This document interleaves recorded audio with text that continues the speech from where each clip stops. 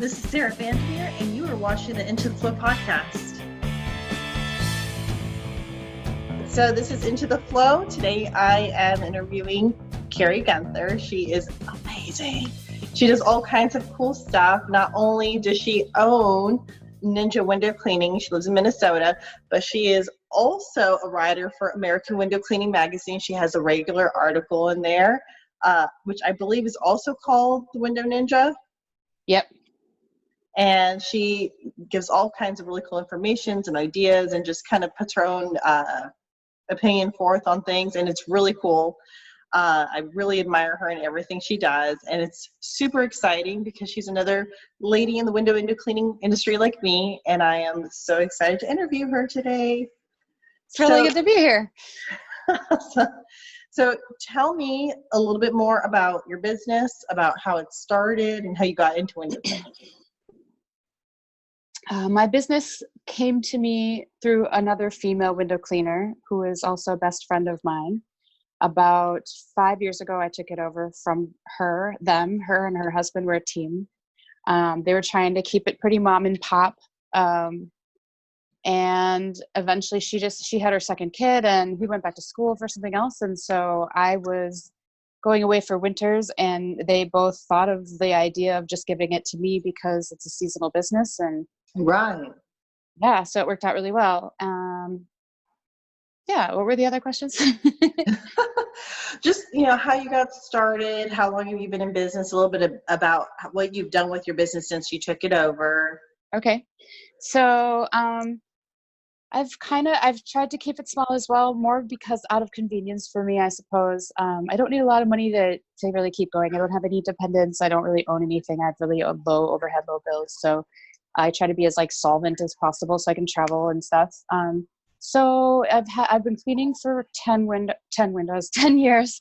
And then probably total, they taught me how to clean windows. And then the owner for 5 more. I have a couple ladders and a pole and a few squeegees. And I just keep it really simple. And I love working outside. A lot of my work is in the surrounding suburbs of Minneapolis, St. Paul, Minnesota. Trying to increase my clientele inside the city limits so as to keep my gas mileage down. So I'm kind of trying to draw it in closer so that it's more convenient to where I live. Although I do love driving, so that's part of the job that's one of the parts of the job that I really love. Yeah, so just busy from April through November, basically. It's a typical year for me. Minnesota is super cold. I mean, I imagine from the time it starts snowing, everything is just shut down completely. No, it's not that bad. No. I guess, I don't know. It's like everyone says this, but it's not as cold as it was when I was growing up, and there's never as much snow as I remember. The winters are getting milder. So, but yeah, it does get pretty cold. I've seen people that aren't from here and specifically people from warmer climates that are like, how do you live here? So yeah, it can get extreme, I suppose. So I've always really admired the minimalist way you do things. Like you put everything into it seems like about 9 months of the year. And then you go to Thailand and Asia for the other 3 months. And I know you do some window cleaning there, but for the most part, it seems like you get to live these 2 really different lives. And that's really cool. Very much so. You got it. Pretty much that's what I do. And it is very cool. It's never boring. It's exciting. And I hope to get more window cleaning work out there. I do 1 or 2 jobs a year as it is now when I'm over there. It's tough to work in that heat too, Oh, I can imagine day and night from Minnesota. Totally. Yeah, I'm all cozied out, gained a few pounds, wearing my heavy chunky sweaters, and all of a sudden I'm in Thailand and I'm useless between the hours of 10 and 2. And it looks like I've seen some photos of you using a bamboo ladder while you're there to get up and down from stuff. I feel like I'd be so scary. Is it really shaky, or do you feel like it's really well constructed? The big baddie Bam Bam. That's my name for bamboo ladders. So I don't Yeah, I have seen people use metal ladders and other kinds of ladders in Asia, but hardly anyone does. Everyone uses these bamboo ladders, and they're basically made for very small people. The side poles, no matter what the height, are about that big around, and that's what you have touching the ground. Nobody uses footers. Nobody has rubber on the bottom. Nothing like that. No extension. It's just like There you got is to be no able to carry OSHA it. over there. No, no. I mean, maybe there is, but I see stuff they should be catching, and they ain't catching it. so, so yeah, it's different. And yes, they're springy, they're creaky. The longer you have them, they have like little micro crack. This sounds terrible and dangerous, and it is, but it's Oh, I think I interesting. just lost the photo of you. I don't know. Oh, there it is. The camera came back. We're good. Yep. Okay. I may have to switch over so that I can plug my phone in, and that way I'm not going to have these ear things anymore. So that was just my little battery thing. Oh, Um, okay. okay. So anyway, the ladders, they get a bit creaky, and they have some bounce to them, Right. and yep, they're light. You are They are braver than biodegradable. I am. But it looks like the houses that you're cleaning over there are massive too. There's just the one that I clean, that I've been cleaning every year, that I'll continue to clean probably. And it's more like a hotel than a house. It's somebody's compound, and it is really massive.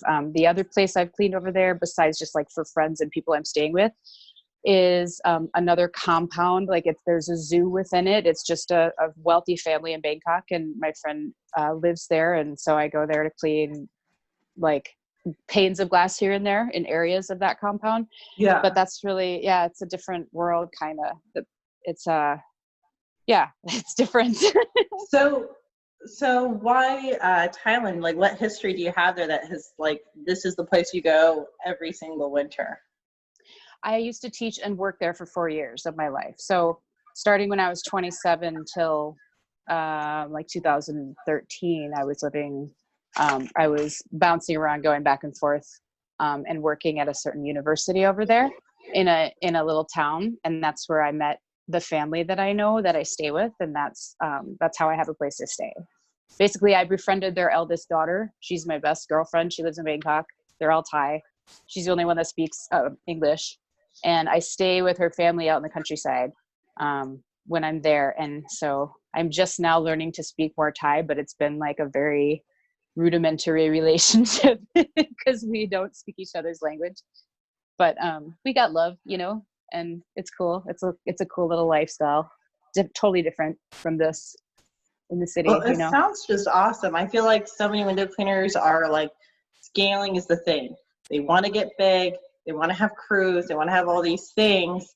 And it really sounds like window cleaning is more of a way to enable the things you really love doing in life. It sounds like you enjoy window cleaning, but you also enjoy writing, you enjoy traveling, you do all these different items, and window cleaning is just the way to fund that. Yeah, it is kind of. I feel really lucky that I do love it as much as I do, and that I can do it for now. For now, not forever, but for now. It's one of those things that I think can be enjoyed by everyone because of the physicality of it and being outside. If you're that kind of person that loves being outside, which I always have been, it ticks so many boxes for me. And I feel like people underestimate women's ability to do things. Like, I know that a lot of people are like, well, I'm not going to hire a woman because she can't handle the big ladders, and Mm-hmm. she's just not going to be as fast as the guys. And just from what I've seen, that is definitely not the case at all. But it's like with everything else. It's like, I don't know. I found that there's a pattern with guys sometimes where they try to make something seem more challenging than it is, because they don't want more competition. They don't want more people trying it and seeing that it's actually not that Right. hard. But also, yeah, there are physical limitations, of course. You know what I mean? Like, actually, I didn't have time to take a shower, so be glad that you can just see me and not smell me. But I just took a wipe and like took off. You know how when you're carrying ladders, you get this like grease spot like right here? Yes. So I just had to take that off. And I'm inspiring myself by being a strong woman, but I'm also inspiring other little girls. And Yeah, that's definitely. don't you love it when like some of the kids in the neighborhood like ride their bikes by when you're working or whatever, and they do the little double take, and then they're like, oh, cool, or Right. my And friends. the trade, it's like it's something that you're doing that takes that physical strength, but it's also an art form. And they're so used to only seeing like their one stereotype of what they normally see with that kind of job, and you're Mhm. breaking that mold. And then also it's on your own terms. Like that is the biggest part. Yeah, that's true. That's true. And that's one of the things I love the most about it too, is that I have the freedom to organize my life how I want to and how I need to have the lifestyle that I want to maintain. So I was just going to say about the little kids. I loaned a ladder to some friends of mine who have two little girls. One of them is, I think, 5. And I came like early in the morning one day to pick it up before going to work. And it was my 24-foot ladder, and I was loading it onto my van. And my friend sent me a text as I was driving away, and she's like, Argento was watching you load your ladder, and she said, wow, she's impressive. And that's just really cool. It's like whatever you're doing, if you're breaking some borders, it's always a little bit more fun and inspiring. That is awesome. So I know you really enjoy writing, and it sounds like you've got a long history of it. How did you come to start writing for American Window Cleaning Magazine, and what do you feel like you like to bring to your article? Michael reached out to me, and I was not doing anything specific at that time, and had been kind of taking a break from writing for a while. I had started out writing for Window Cleaner magazine out of the UK, for as far as like writing for the industry. Oh wow, you're Um, international. yeah.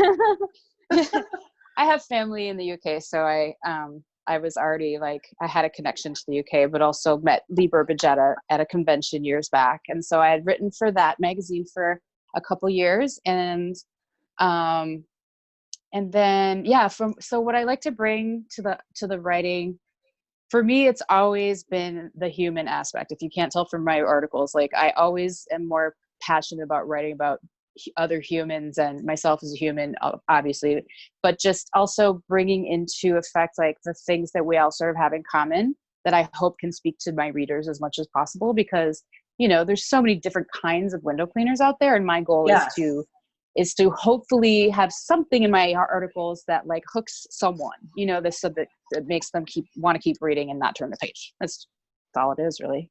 Yeah, I love that human aspect and the diversity that you emphasize.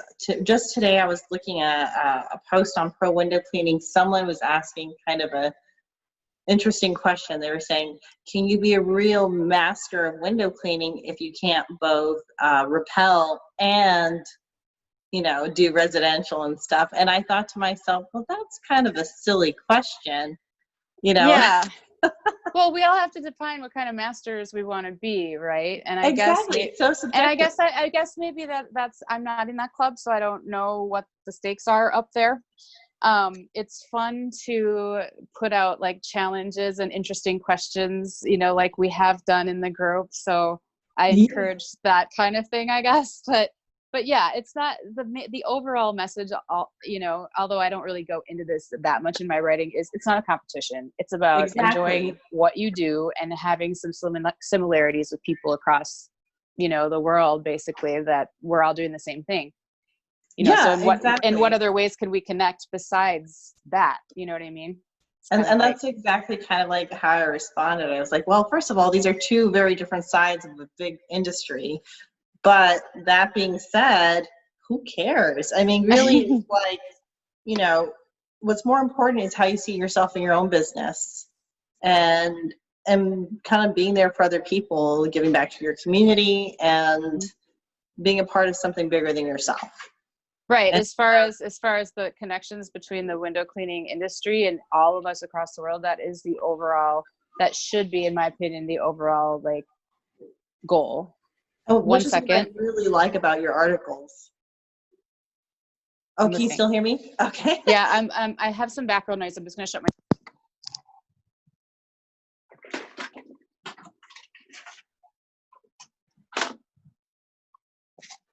Okay.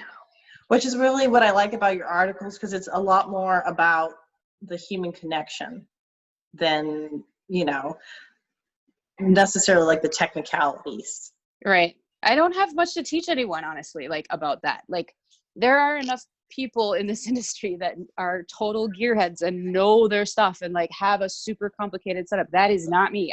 You're not going to learn anything from me except for maybe how to enjoy your life a little bit more, or, I was about to say, I think you could teach people so much. I mean, like, I think there's a lot of people who see your life and think that is the dream life, to work for only, X amount of months out of the year, and then to travel and to be free. And yes, I think that's really awesome.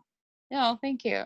And I'm totally aware that and be aware that there always is a balance. Like wherever somebody has something that you think is that you like or that you want or whatever, it might not always like fit for you exactly. Like if I had a bunch of kids, that wouldn't be true, or if I had a bunch of property, that wouldn't be true.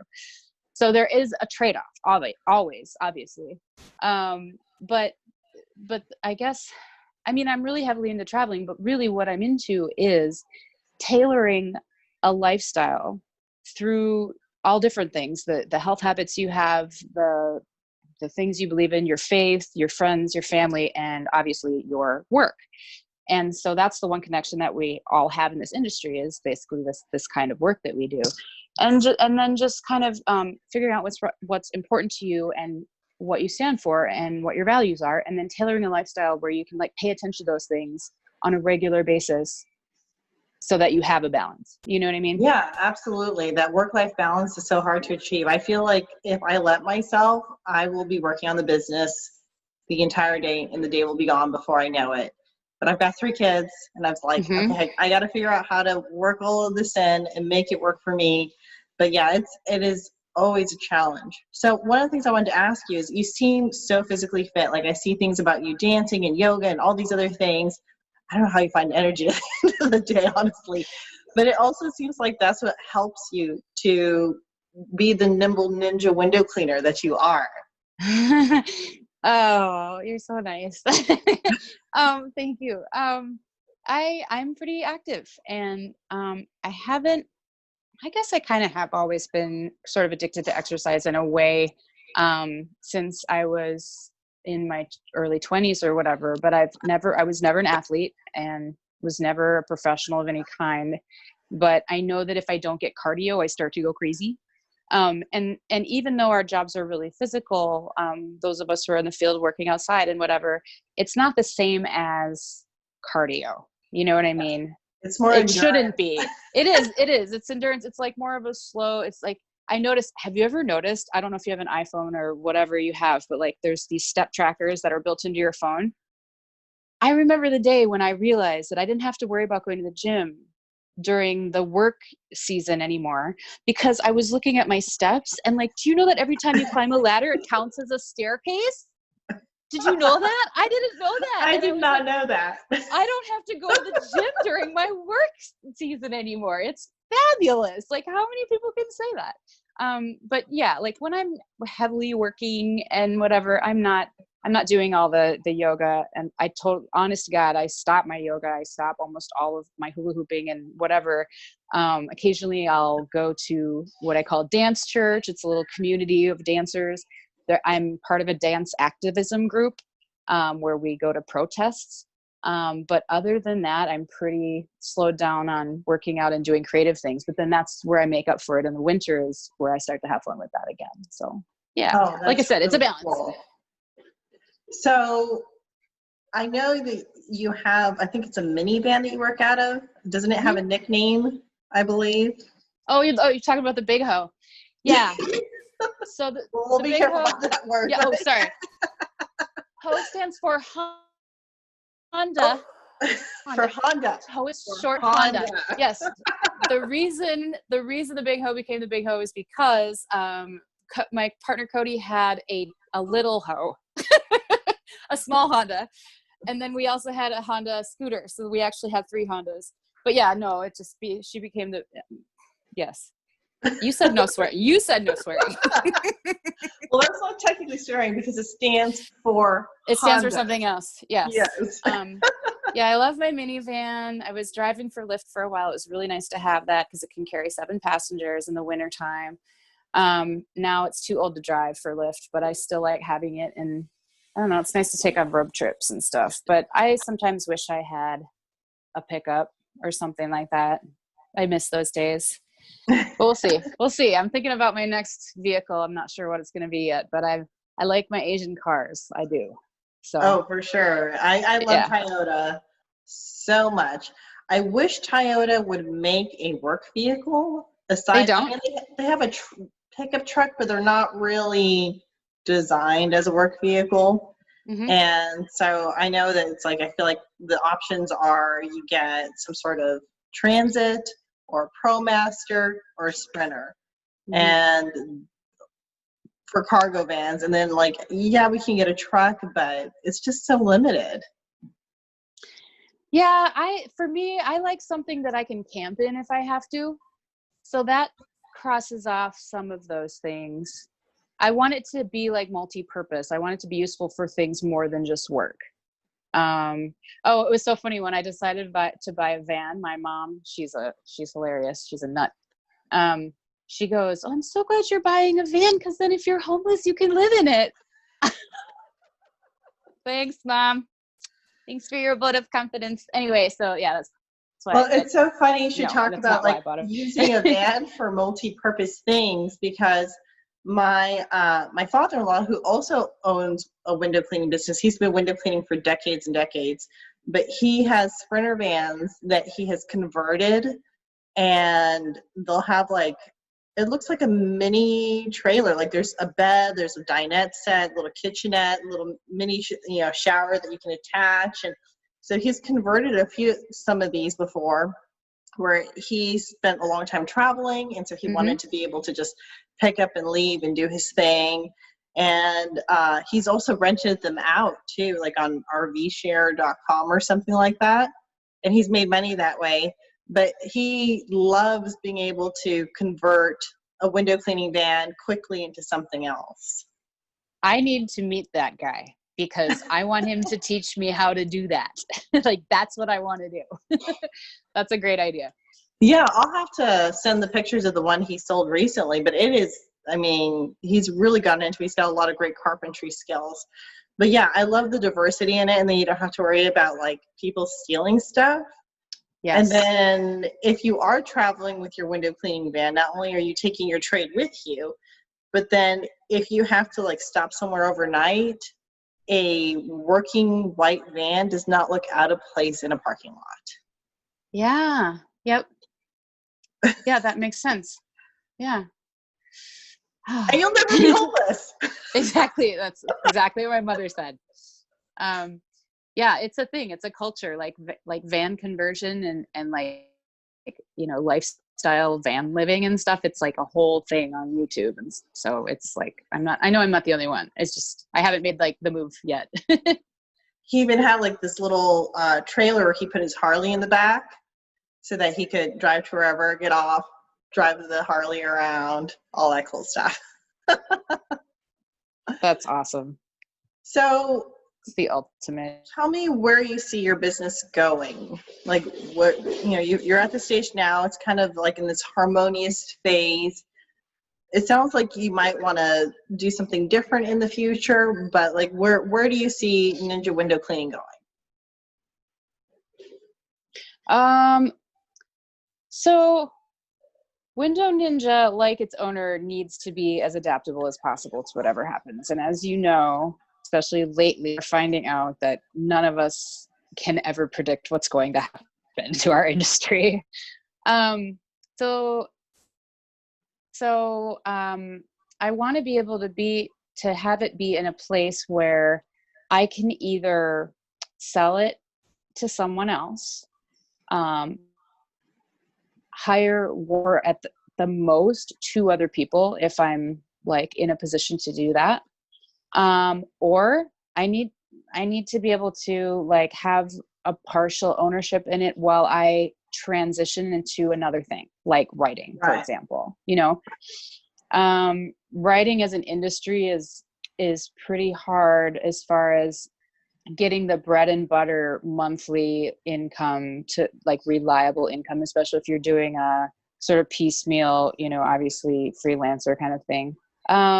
I mean, there's a lot of other stuff I could get into too. I'm just using writing as one of my options. But yeah, that's really not a very specific answer for you, is it? But that's okay. I feel like a lot of cleaners don't, I think it's the same way across. People have like a vague idea of where they're headed, but you're right. Like things are so tumultuous right now. It's hard to make any kind of really solid plans. Like I know we had like our whole year charted out, and then COVID happened and everything, and like it just all completely fell apart. Those plans, we're getting them back on track, but it's so hard. And I didn't want to start the conversation with this because I wanted it to be kind of light, before we got to the deeper stuff. But you live in Minnesota. You live a couple of blocks away from where George Floyd was killed. As a window cleaner with your business and everything, how has that been for you?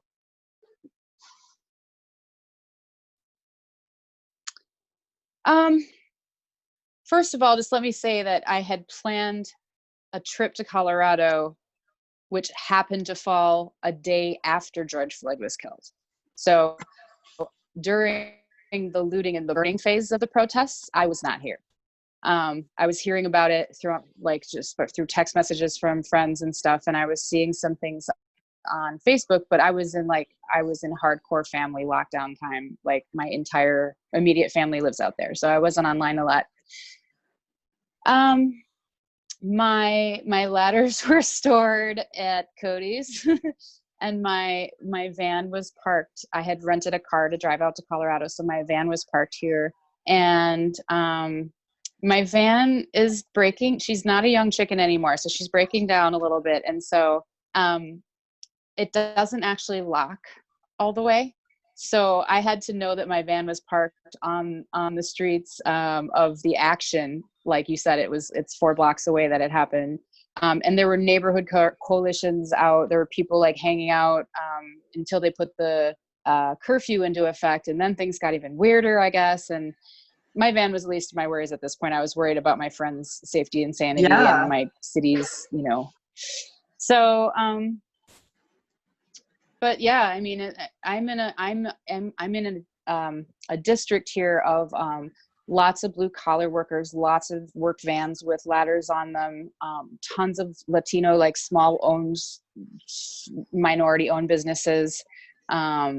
So my work van is not a weird sight here. There's a reason why I love this neighborhood. And so things ended up being pretty mellow, and my van was in good shape when I got back.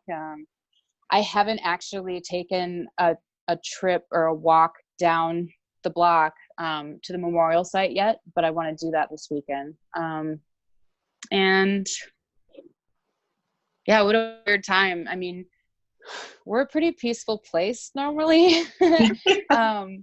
But people are pissed. We are pissed, and it seems like in some ways it seems like an unlikely ground zero for something like, or a movement like this to happen. But at the same time, it makes perfect sense because we care about each other and we support each other in our communities, so. Do you find that it kind of started with, go ahead. Oh, so I was just going to ask, do you find, because you probably know a lot of other business owners, probably some that have been affected or lost storefronts or things like that, or, I know Michael Belecta also lives in Minnesota and has had some of his accounts affected and things like that.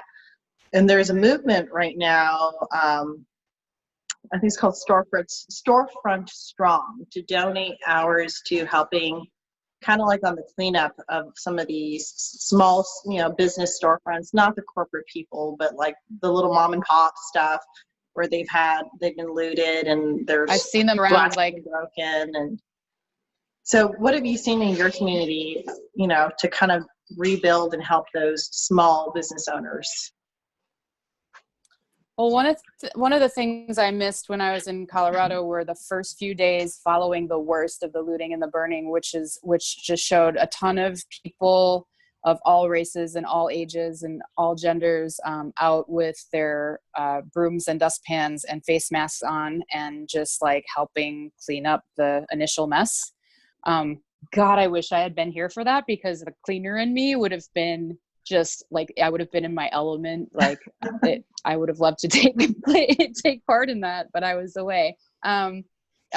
Just the other day, I saw a couple of trailers with, I don't know if the people came with the truck or whatever, with the power washer or whatever, but like power washing around trying to help with some of the graffiti that's gone up. You know, people, yeah, I mean, you go down the street and I don't know a lot of small business owners, but I do always try to frequent like locally owned businesses. Right. So, you know, all the places that I go to for food and whatever. Hold on. I know you're losing me. Are you It's back? okay. There we go. I just got another low battery thing. But yeah, I mean, obviously I'm trying to go to as many as the normal places as I can that I usually go to around here. And I'm just talking to people about what it's been like, and, you know, if business has slowed down a lot. It's the same as like some of the COVID-19 conversations I was having with these same business owners, where like a lot of them couldn't even be open for a while and stuff. So they've just been having a hell of a time. Just The brick and mortar getting hit people, I twice think with that it. they have it a lot worse, like us that don't have a store. Yeah. So as far as COVID-19 goes, I know that we had like a massive drop off as soon as our state shut down. We're all open, everybody's open back up again. We're still really cautious, but it's Texas, it's a red state, so it opened up pretty fast. But initially when we had the lockdown, I think we had almost everybody cancel on us right away. We understood that. That was fine. And we kind of retooled. We started doing only exterior services, and we kind of rebuilt everything back up again. How did that affect y'all in Minnesota? I think at first we were not included on the official list of essential workers. So none of us should have been working at that point. Let's see. I think so. I think I told you I actually considered not coming back from Thailand this year because I thought that my business would just be dead. However, my biggest client, who has me do his house and his office building, had called me or contacted me in Thailand to schedule something for the spring. So I was like, okay, well, I have to go back for that. Like, you know, maybe it won't be that bad or whatever. It was slow. It was like, some people even called and scheduled, and I was like, all right, I'll put you on the schedule. Let's see how it goes. And then we both, like one or the other of us, canceled, because we weren't sure about what was supposed to be going on. Then I kind of gradually started taking on exterior only jobs where there was like zero contact. Like I brought my own water. I showed up with a mask. I was 6 feet away from the door. And now, see, the thing that makes it really scary for me is that most of my clients, I would say like 70% of my clients are over, or like in their 70s or over, you know, like 65 and over. Right. So those are supposed to be high risk categories. And so that really made me want to be as careful as possible, just put it off. So that's pretty much what I did. So what ended up happening is that I was way slower in May, and now I'm way busier than I normally am in the midsummer. And so it's just kind of, you know, it's like everything else, kind of balancing itself out. But yeah, but I mean, I came home with very little money in my pocket, and I didn't know what the heck was going to happen for a while there. So it was kind of touch and go. And, you know, all my clients knew that I had been in Asia, and that wasn't helping me at all, you know? So yeah, I didn't force things. I didn't panic. I just went into survival mode and lived on as little as possible for as long as I could. And now it's just kind of trickling in. So I'm super fortunate and lucky that it didn't like slaughter my business, but we'll see how this fall goes. We don't know how the fall is going to go. I obviously. know. Yeah, I know for us, it was one of those things where we were super nervous because we were coming out of our slow season into what was supposed to be the busier season. And then all of a sudden, like that was coming to a halt. And we've also been super concerned about like everyone's health and everything. And so one of the things that we ended up doing was we, again, like you said, we went to exterior only. We had all of our techs arriving separately of each other in separate vehicles, even if it meant them driving their own vehicle for a little bit, so that they didn't have to be next to each other. Everyone had to bring, normally we have all the towels, everything is on the one truck. And so we're like, you have to bring your belt with you from now on. You're going to have to wash your own towels from now on. We're going to give you a little stipend for that. And you're going to have to do everything separately of each other. You're going to have to pre-agree who's working on what side of the house so everyone can be 6 feet apart. We made sure that everybody had the right, personal protection equipment and stuff in case of anything. So, and we just recently started to do interior again, but we have like a checklist that the client has to fill out saying, they haven't been anywhere and, recently that's heavily affected, and that no one in their family's sick and so forth, and that they agree to stay at least 10 feet away from our employees. And we have our employees fill out the same thing, and they all have a KN95 mask, and they also have a face shield, which you can buy face shields from Vistaprint, apparently. I like Vistaprint a lot. I'm glad there's like face shields. Yeah. That's a really good idea. So, and did you find that most of your clients were like understanding of that, or did they just not? Like, some of my clients were clueless, like, of why these were like necessary precautions to take. Right. I was like, have you not been watching the news? Yeah. I feel like it's kind of split right down the middle. Some of them are like, thank you so much for taking these extra precautions. That means a lot to me. And some of them are like, well, I guess if you want. And then when we were doing exterior only, I had some people who were upset that we couldn't do their inside. And we're like, well, it's for your safety and ours. And they were, upset about it. But we decided at some point, if a client is upset that we can't do their inside during a time of a pandemic, then they're not our client. And that's all there is to it. And we told them, makes a lot of sense. And now we're starting to do interior, but we told them at that time, we just can't risk it until we have the right gear. And we were waiting because masks are hard to get and everything else. And we didn't want to take up any available supply that hospitals and stuff needed. But now there seems to be more supply on it. And so, the face shields are just like 3D printed everywhere now. So once we had that, we're like, okay, we can do it. Right. I think we talked for a minute, like right after I got back from Colorado. I can't remember if I told you about my client, because it was right around that time that I cleaned for this guy. But his name is Charles. He's one of my favorite elder clients. He's going to be like 85 this summer. And I pulled up and I had my mask on when I got out, which I always do. And, I was keeping my distance. And he comes out and he goes, we say hello and everything. But then he's like, are you wearing that for you or for me? And I'm like, what I should have said was both, because that's my mentality about it. Because I don't know and you don't know. You know what I mean? Neither of us really knows. It's asymptomatic. That means we, but what I said instead was you. And he goes, all right, I'll go get mine. Turns around, plods to the car, gets it out, puts it on or whatever. He's obviously not happy about it. And I'm like, Charles, you're in a high risk category. Why? What's wrong? I'm fit. There's nothing wrong with me. I'm like, because you're your age, you're like 85. And he's like, oh yeah, I suppose. So then we just had to like remind each other, like, distance, so. Oh, that's so much fun. He sounds like he's a hoot. All old people are hoots, in my opinion. They are my favorite clientele. Like, we have so many laughs, and I get a huge kick out of being around old people. So it's hard for me because I have to be extra careful to, like I had another favorite client of mine, Jane. And she kept like running up to me while I was cleaning a window. She'd open the window, she'd slide it open, and she'd ask me if I want tea or if I needed to, needed her help in getting the screen out, and I'm like, back away, woman. I didn't really say that, but that's how I felt. I'm like, you're like 95 years old. Like, you're scaring the crap out of me right now.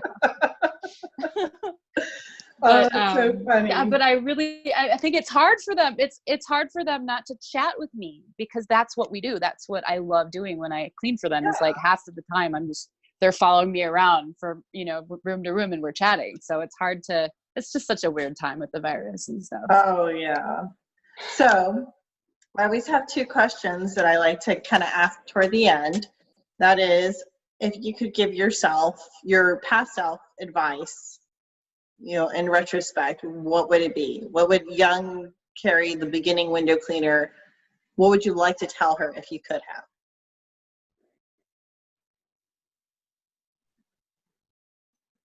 It took me a really long time to charge what I'm worth.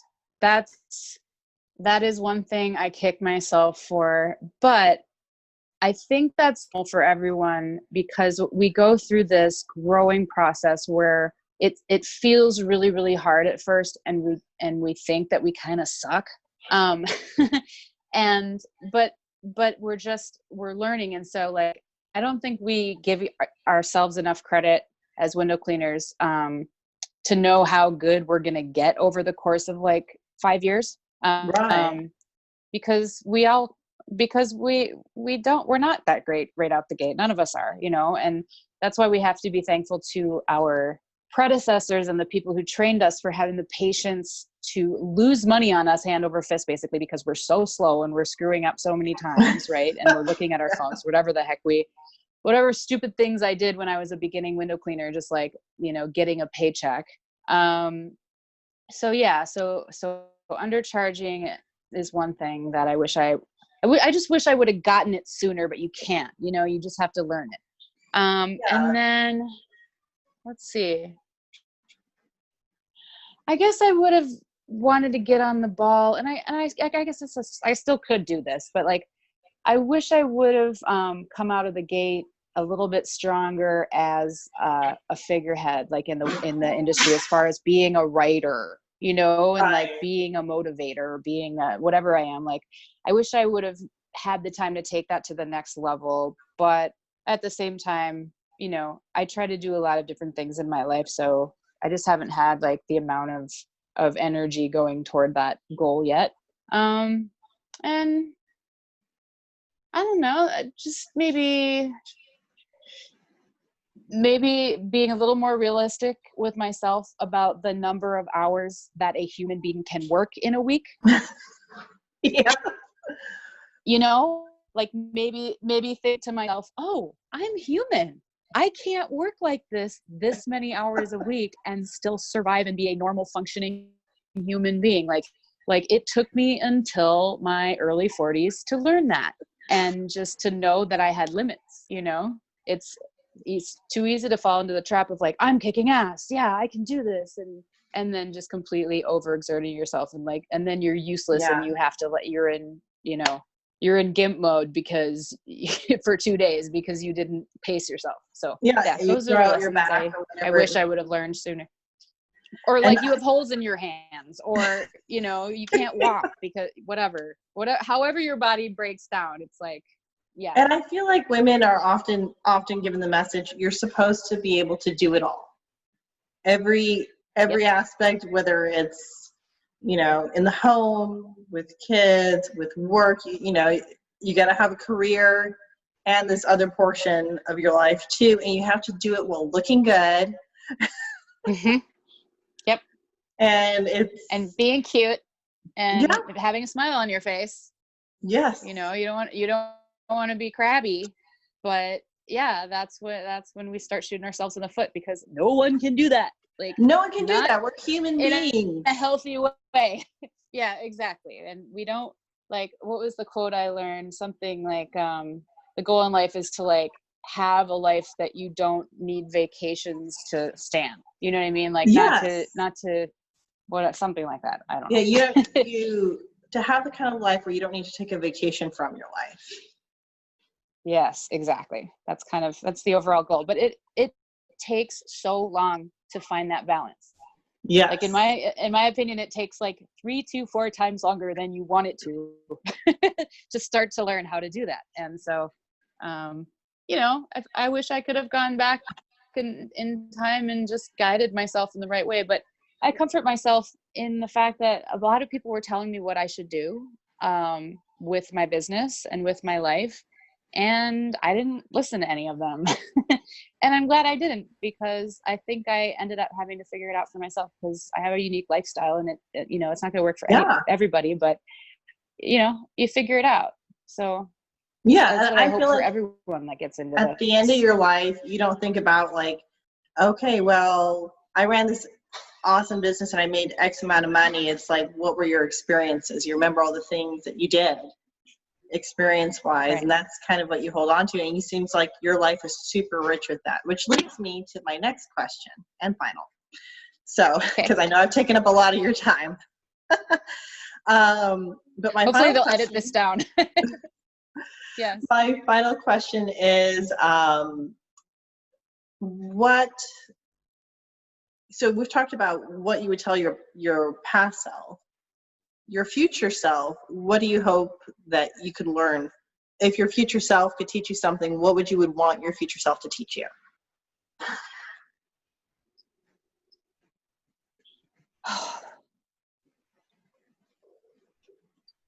To get out of my head. I'm starting to become aware of my thought patterns, and as far as what's serving me and what's not. I think my older self is still gonna have a lot of wanting energy to want to travel and want to see things and be adventurous, but I don't know, maybe I feel like I'm a little hard on myself that I haven't done the traditional thing, and trying to sort of design my own path has been pretty up and down.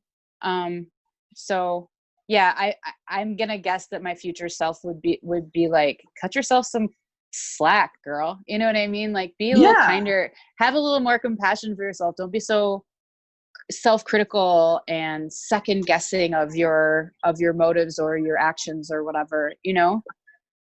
That's what I'd say. You're living the uncharted life, and in order to make history, sometimes you have to go big. Or small in my case, like and I think, it's so funny because this has been the male way. I'm basically living like a bachelor lifestyle almost, like, so to be a woman and decide to do something a little bit different than the traditional path, there are role models, and I have personal role models for sure that have done this sort of the same thing. But think of how there never used to be anyone who did that. There never used to be anyone who did something other than the traditional thing. And so, it used to be that women could basically be mothers, secretaries, or teachers for the longest time. Or nurses, or nurse. Yep. And now, or cleaners. We can be anything. We can be window cleaners. Yes. I feel like I followed my heart with the window cleaning thing, or just the cleaning in general. It's always been a joy of mine. So I have that going for me for sure. But just to be an entrepreneur and to have kind of a different sort of lifestyle and stuff has been, I don't know, I try to inspire myself. I want to inspire more people to do whatever it is that they love, with my writing and stuff like that. So in their spare time when they're not cleaning windows. I look forward to reading more of your articles in American Window Cleaning Magazine. And everyone should check it out because she does amazing work. Anyway, so I think I just lost you again. Maybe. Can't tell. Can't see you anymore. But I enjoyed talking to you, Carrie. And hopefully I'll get to see you again soon. Thanks for having us on. And this is, again, Into the Flow with Carrie Guenther.